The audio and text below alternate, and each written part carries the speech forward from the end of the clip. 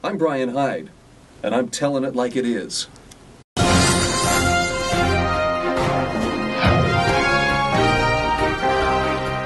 few years ago, someone sent me a story, and I have no way of knowing if it's true, but it's such a good story I want to share it with you anyway. You can draw your own lessons from it. A doctor was driving through Denver one day when his car inexplicably died. It just quit. And so he's cursing under his breath as he coasts into the service station.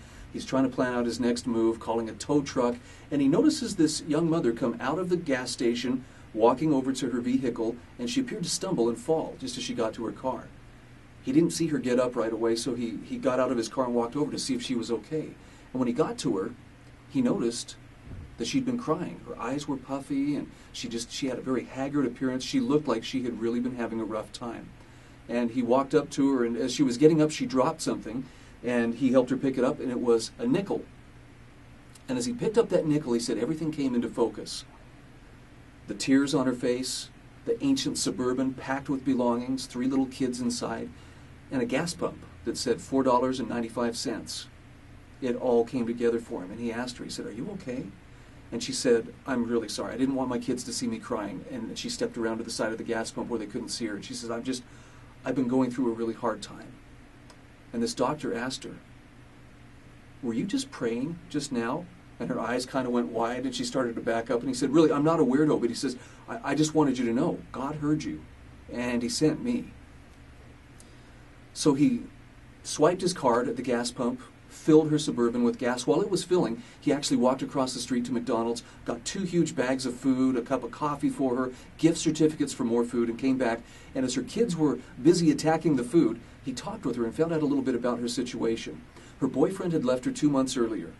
She didn't have money for rent, so they were going to be kicked out of their apartment. She lived in Kansas City, Missouri.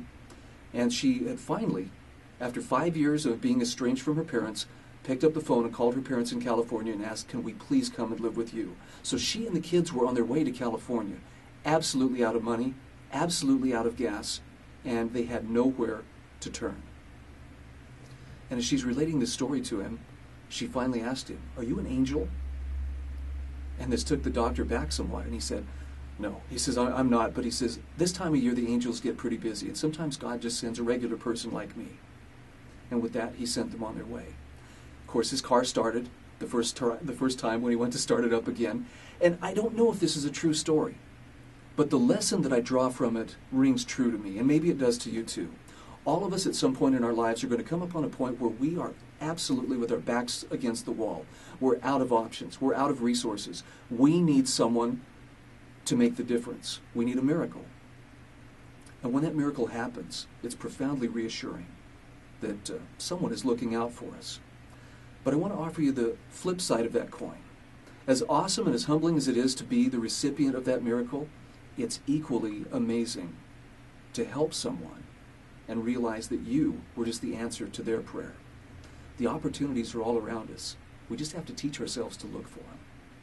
I'm Bryan Hyde. I'm telling it like it is.